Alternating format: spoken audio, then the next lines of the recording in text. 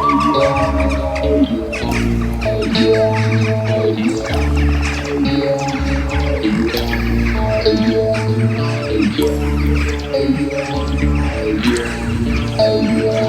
afternoon, good evening, good morning, whatever it is. Welcome to the Motorcycle Undertaker. This is my book, and I wrote this book while I was recovering from a nasty accident, motorcycle accident.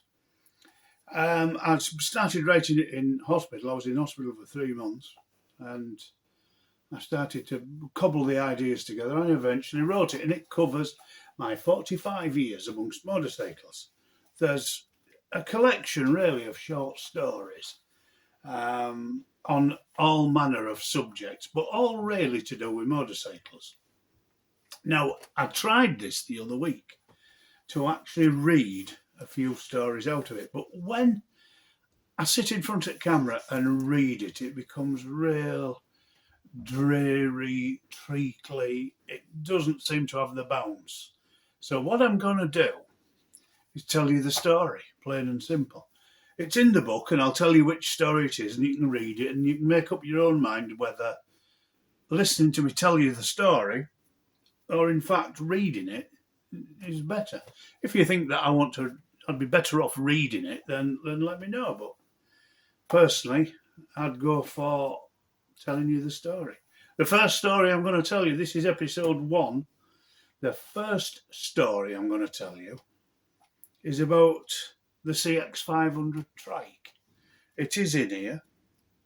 I think it's subheaded the CX500 Trike, would you believe?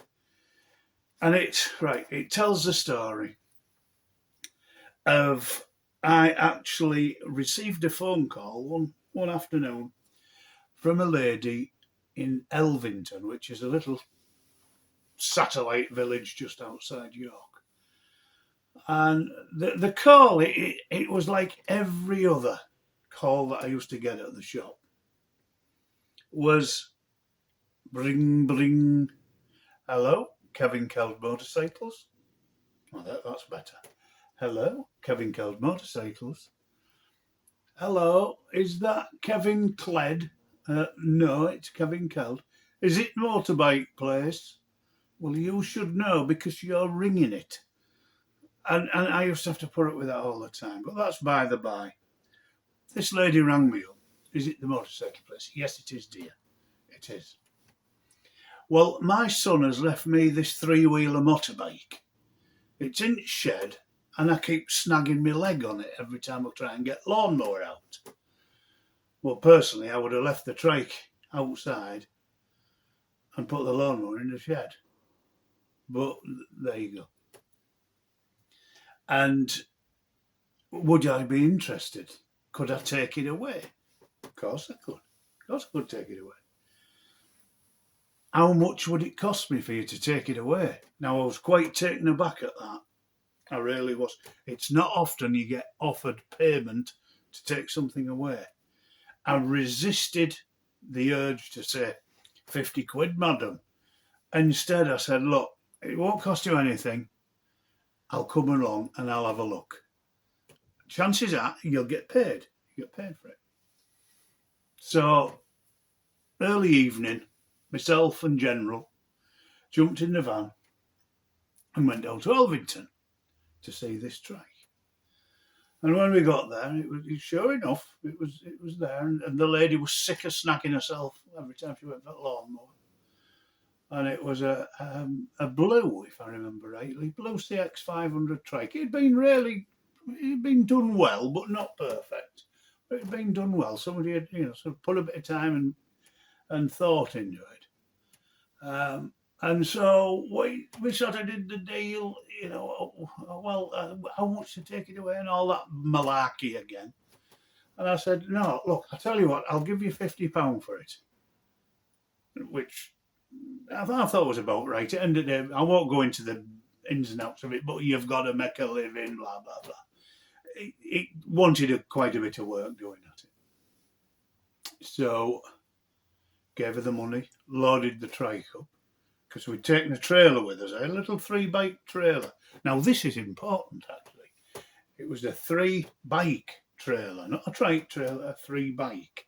So you had one bike at that side, one at that side, and one down the middle.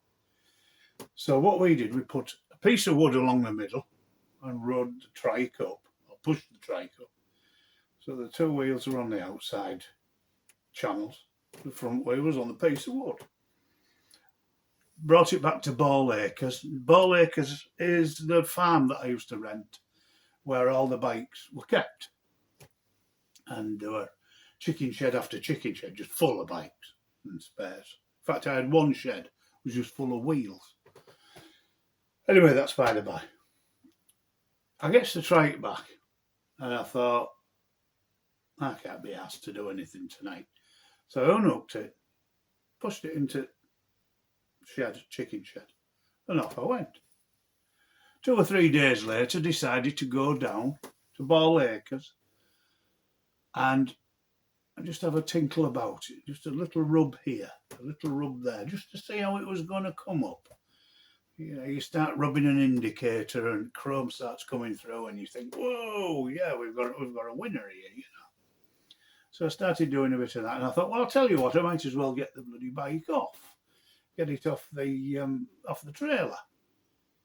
So I put 2 ramps of wood, undid all the straps. Unbeknown to me, the very last strap was keeping the bike on. Trike. I keep saying bike. Trike. It was keeping the trike on and it rolled back. Now my foot, this foot, to be precise, my foot was down the back where the axle was, and it was between the axle and the back of the trailer. The trike rolled back, stopping my leg. Chopping my leg. I couldn't move it. At which point the front end went up like that because all the weight came to the back. So there was no way under God's sun could I push the trike up. It just rolled back. And that was it. I was stood there. One leg trapped. One leg doing a one-legged man impression. And at first I thought, well, it's not a problem. You know, I can get it out, and if not, there'll be somebody about. And so I'm starting to pull and chew and rave, and it wasn't going anywhere. That was it. It was fast. It was solid. I tried to push the trike. No way. No way at all was that trike moving. But I tried again. Nothing. No problem. Calm down, Kevin. Relax. Tranquilo. Relax. Tried to pull it out, and it was like almost like I'd got my foot stuck in a crocodile's jaw. No, I wasn't having it. So now I started to panic, getting a little bit panicky with it. And I started to shout. Very loud. Help! Help! And boy, did I yelp. Yelping and bawling to the point of I actually lost my voice. I couldn't speak because for 5 minutes I'd done nothing but shout. Is there anybody there? Is there anybody there? If I was to collapse, I would have snapped my leg because it was stuck and it wasn't going anywhere. That was it. So I thought, oh, keep conscious. God Almighty, if you faint, and you don't bear thinking about. So I was shouting. What happened next? I was busting for a piss. I had to go for a piss. Now, what do you do when you've got one leg stuck and you're hopping about on one leg? Have you ever tried having a piss when you're like that? Believe me, it's not easy. And it went everywhere. And I thought, oh no, I can see it now. I can see the headlines now. Man attacked by trike and covered in piss. Well, I managed to do it, soaked myself, there was piss everywhere. I even rubbed some down my ankle, just in case it might free it off. Now, if I'd have had a pound of butter, I could have maybe put that down, but piss I'd have to do. And I kept on and just twisting. Not dancing, twisting the night away. And I must have been stuck there for a good 3/4 of an hour. And eventually, and as to this day I still don't know how, my foot plopped out. It could have been the piss. It might have been. I'm not sure. Out popped my foot, and I just collapsed into a heap. And I just laid there, just getting my thoughts back together.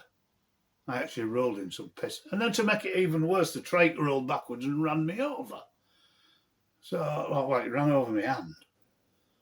But I wasn't bothered. I wasn't bothered about that. I was off. I was away from its toothy grips. And I thought, right, I've got my composure back. I'm going to see where everybody is. And they're all only in the garden up at the top, up where the house is, having a barbecue, glasses of wine, burgers. So not only had the trike trapped me, tried to murder me, I'd missed out on a bloody barbecue and a glass of wine.